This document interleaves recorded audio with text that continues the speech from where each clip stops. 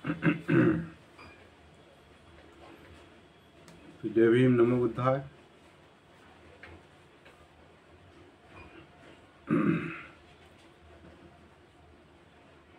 Buddha and धम्मो, चौथा कांड और चौथा भाग, उसमें तीसरा चौथा पांचवा चैप्टर आज हम देखेंगे। और ये जो चैप्टर्स है, ये जो चौथा भाग है वो बुद्ध के प्रवचन, हिज सर्मन्स, इसके अंतर्गत आए हैं।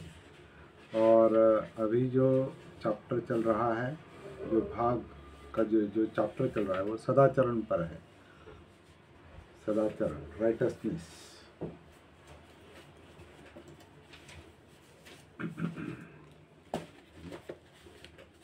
हिज सर्मन्स जो चल रहे हैं राइटसनेस पर चल रहे हैं।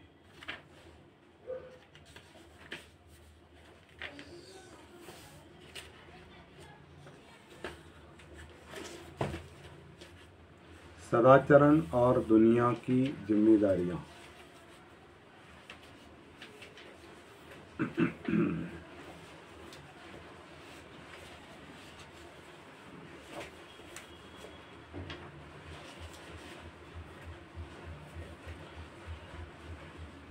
एक बार जब बुद्ध राजगृह के वेणुवन आराम में उस जगह ठहरे हुए थे जहाँ गिलहरियों को दाना चुगाया जाता था, उसी समय बहुत से भिक्षुओं को साथ लिए आयुष्मान सारिपुत्र दक्षिण की पहाड़ियों में चारिका कर रहे थे। रास्ते में उनकी एक भिक्षु से मुलाकात हुई जिसने राजगृह में वर्षावास किया था। मुद्दा सदाचरण और दुनिया की जिम्मेदारियों का है। और ये बात समझाने के लिए बाबा साहब ने ये विशिष्ट संवाद इसमें दिया है, विशिष्ट सूत्र इसमें लिया है। जो सूत्र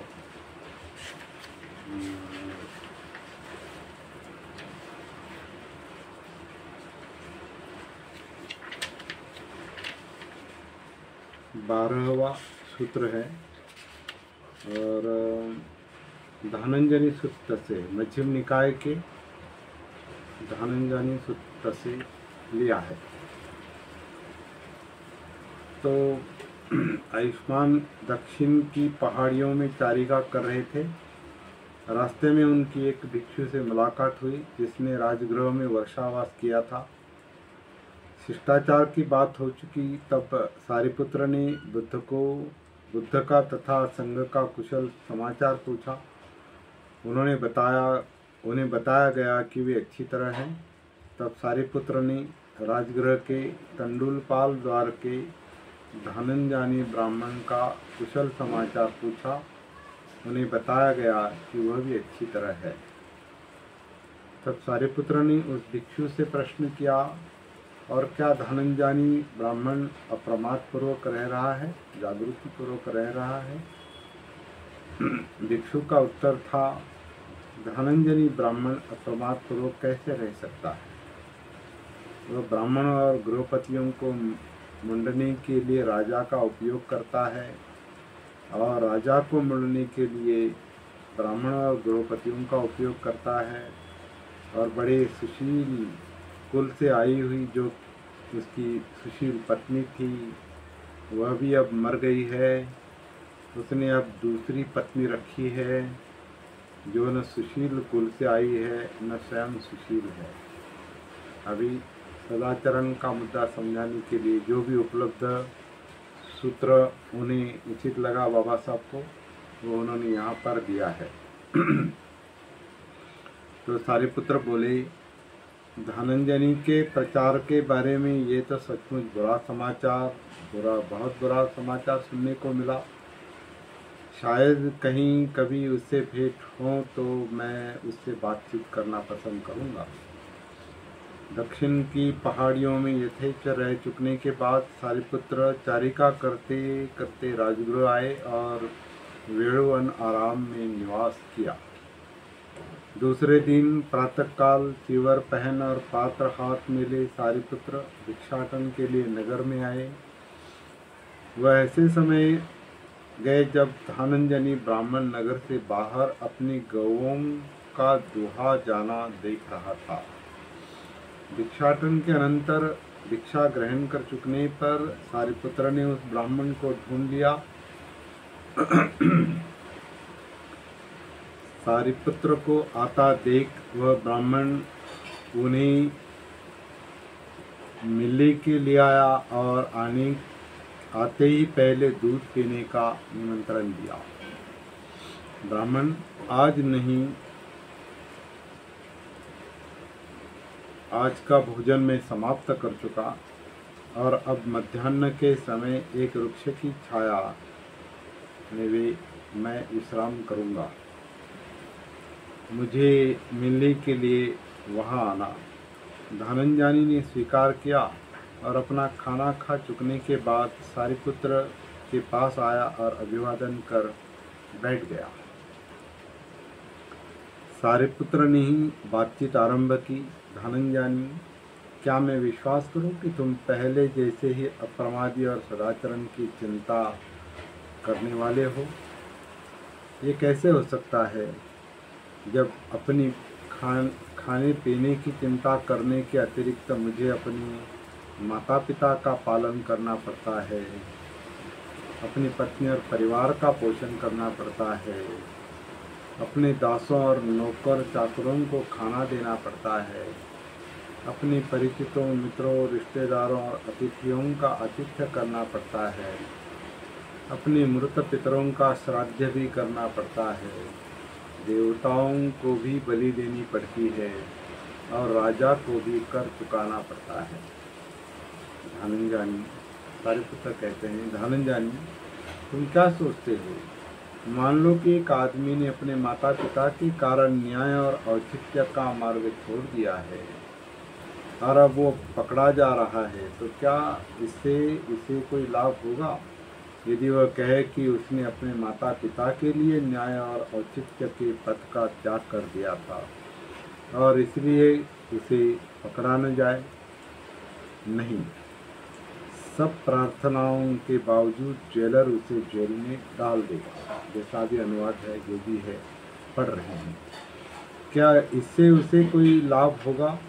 यदि वह स्वयं कहें और उसकी पत्नी और परिवार के सदस्य कहें कि उसने उनकी खातिर न्याय और औचित्य के पथ का त्याग किया था?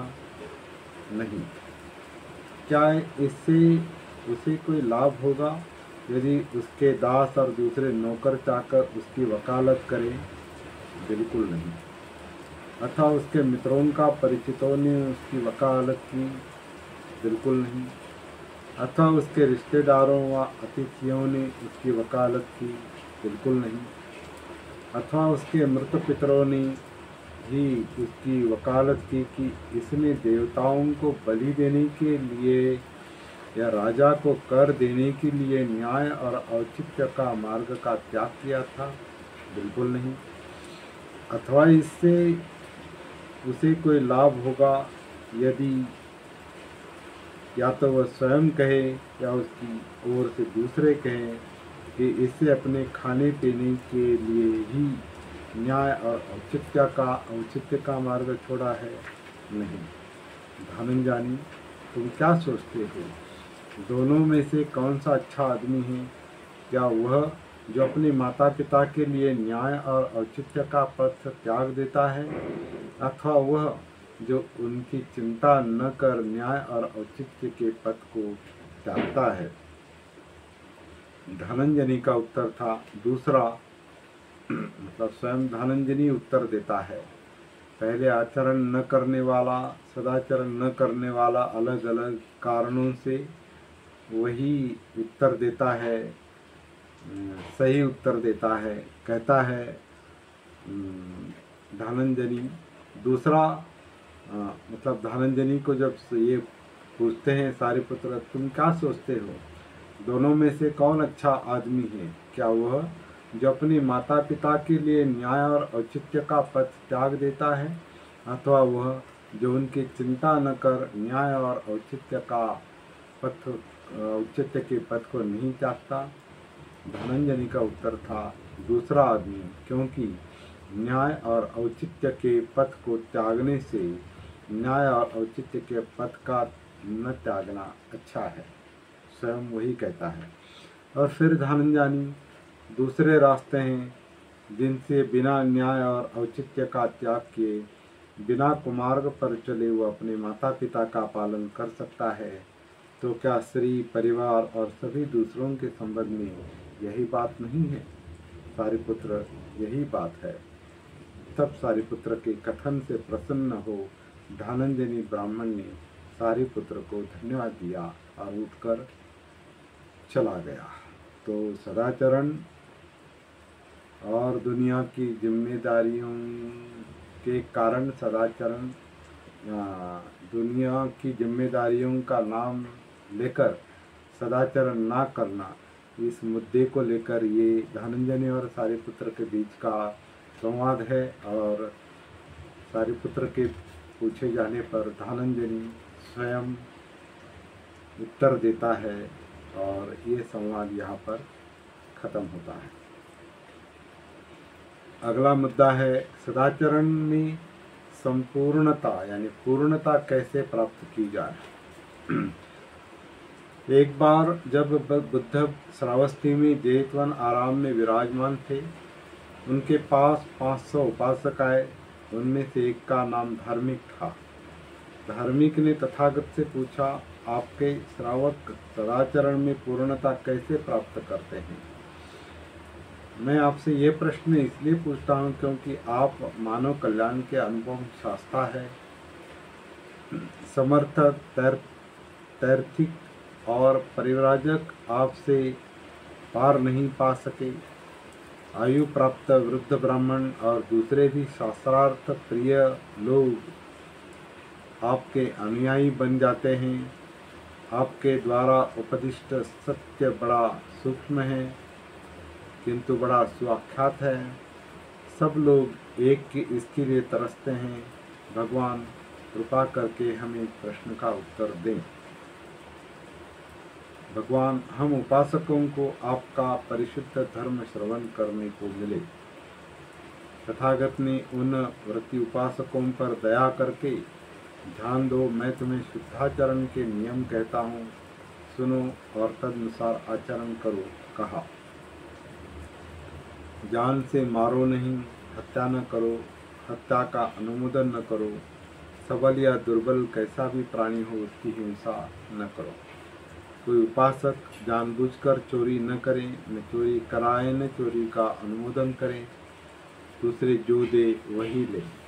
अब्रह्मचर्य को आग के गड्ढे के समान समझे। अब्रह्मचारी बनकर विवाहिता स्त्री से संसर्ग न करें। निजी परिषद, अदालत में या बातचीत में झूठ न बोले। न वह किसी को झूठ बोलने को प्रेरित करे और न उसका समर्थन करे। उसे चाहिए कि वह असत्य का त्याग कर दे। उपासक को चाहिए कि वह नियम को जाने, नशीले पदार्थों को ग्रहण न करे, किसी को न पान न कराएं, किसी के पान करने का अनुमोदन न करें। देखे कि शराब आदमी को कैसे पागल बना देती है। शराब के नशे में उपासक पाप कर बैठते हैं तथा दूसरे प्रमादी उपासकों को पाप में प्रवृत्त करते हैं। इसलिए एक पागल बनाने वाले व्यसन का, इस मूर्खता का, इस मूर्खों के सर्ग का परित्याग करें। प्राणी हिंसा न करे, चोरी न करे, झूठ न बोले, नशीले पदार्थों से दूर रहे, अब्रह्मचर्य से विरत रहें, रात को विकाल भोजन न करें, सुगंधियों तथा पुष्पमालाओं आदि का त्याग करें और ऊंची बड़ी शैया पर न सोएं।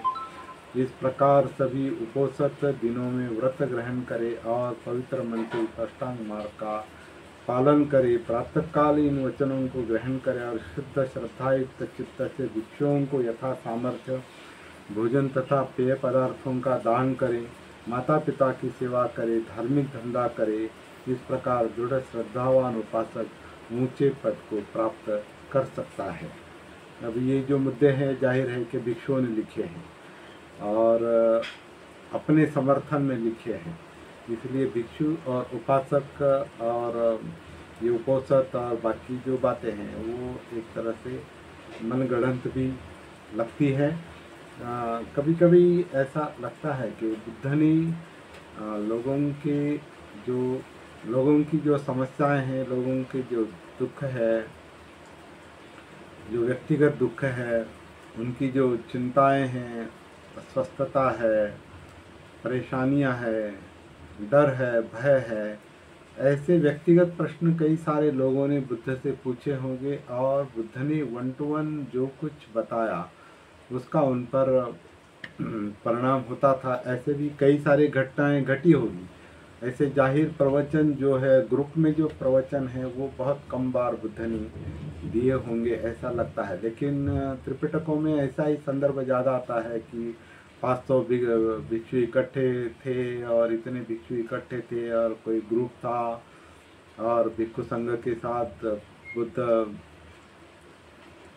चल रहे थे और कोई ग्रुप मिला और उनको, तो इस तरह की जो बातें हैं वो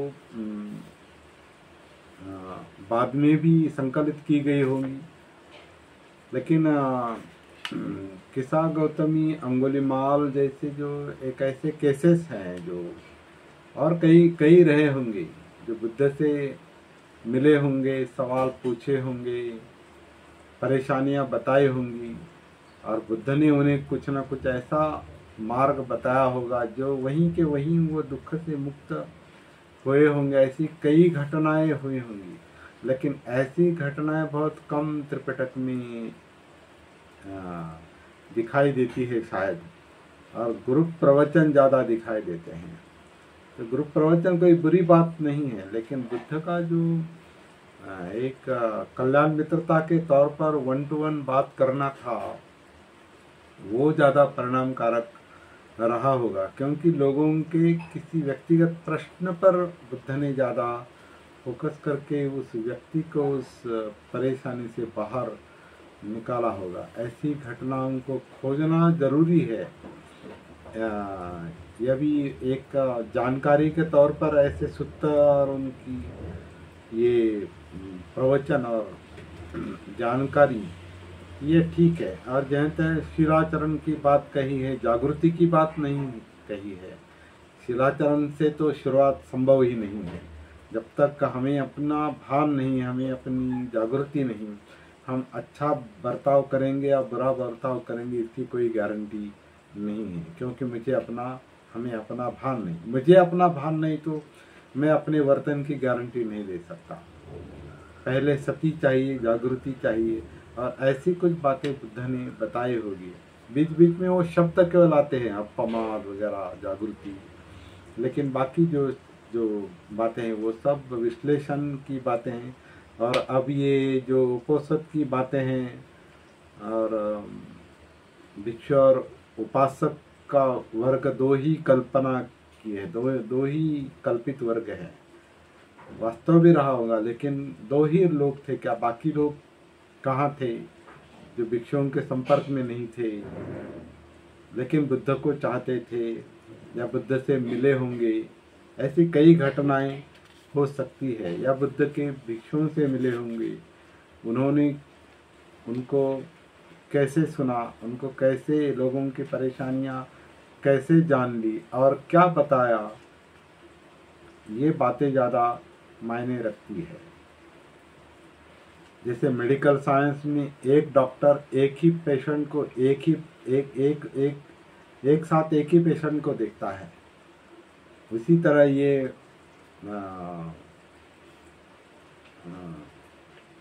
प्रचार या धर्म बताने की बातें रहे होंगी।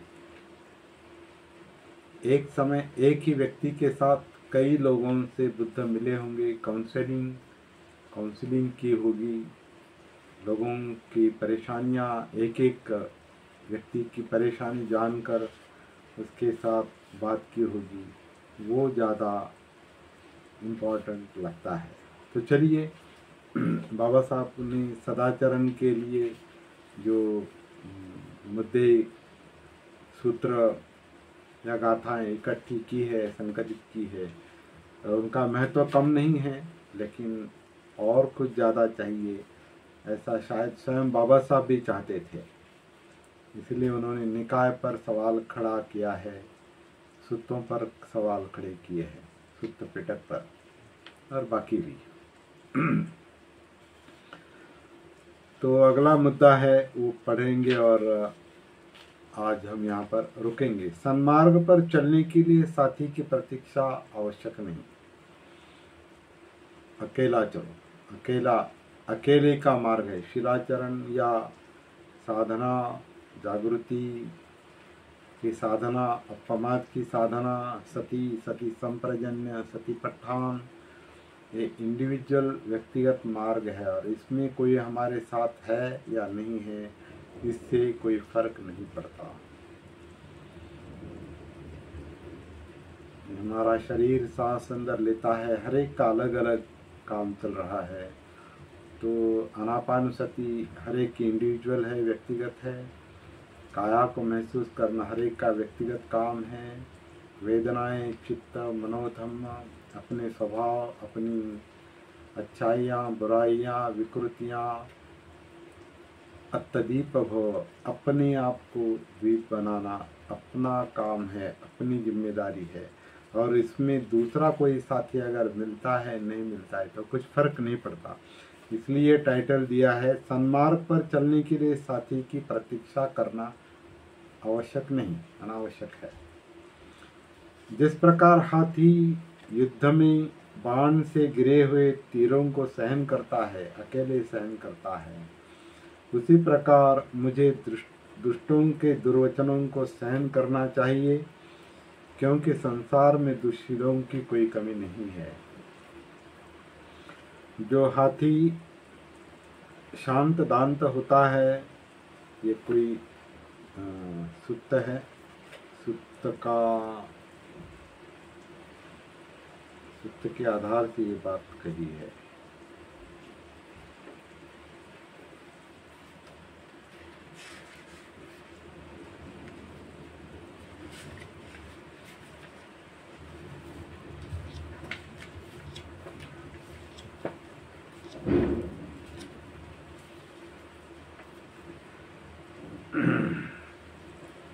ये मुद्दा जो है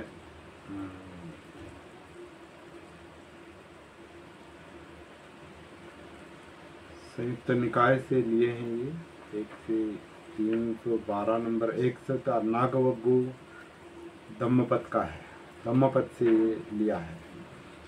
जिस प्रकार हाथी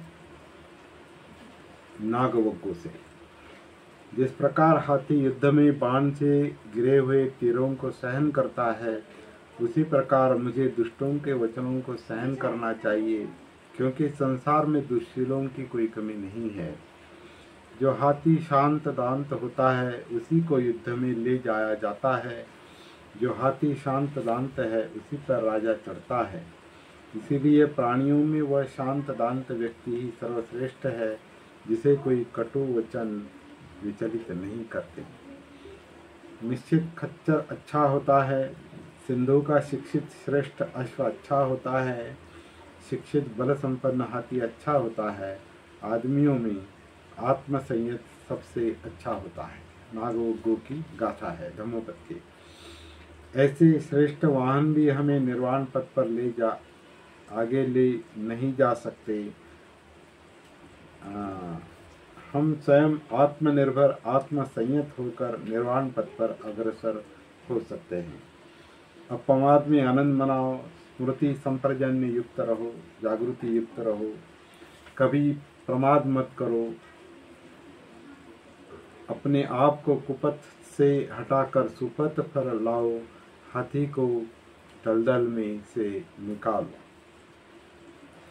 यदि तुम्हें कोई श्रेष्ठ बुद्धिमान दृढ़ साथी मिला है तो सब चिंताओं को छोड़कर उसके साथ प्रसन्नता पूर्वक विचरण करो। यदि तुम्हें कोई श्रेष्ठ बुद्धिमान साथी नहीं मिला है तो जिस प्रकार राजा अपने विजित प्रदेश को छोड़कर जंगल में अकेले विचरने वाले हाथी की तरह अकेला चल देता है, उसी प्रकार अकेले ही विचरण करो। अकेला रहना अच्छा है, मूर्खों का साथ हो ही नहीं सकता। अकेला रहे, कोई पाप कर्म न करे, यथेच्छ रहें, एकांत में रहे, जैसे जंगल में बल संपन्न हाथी। सभी धम्मपद की गाथाएं हैं। तमाम कुशल अकुशल चेतनाओं का त्याग करें, इच्छाओं का त्याग करें। अकुशल चेतना यानी इच्छाओं से मुक्ति लाभ करने की विधि यह है, तुम्हें यह संकल्प करना होगा कि चाहे दूसरे लोग हानि करने वाले हों, तुम्हें किसी को नुकसान नहीं पहुंचाना होगा। चाहे दूसरे हिंसक हो, तुम हिंसा नहीं करोगे। दूसरे चोरी करे, तुम नहीं करोगे।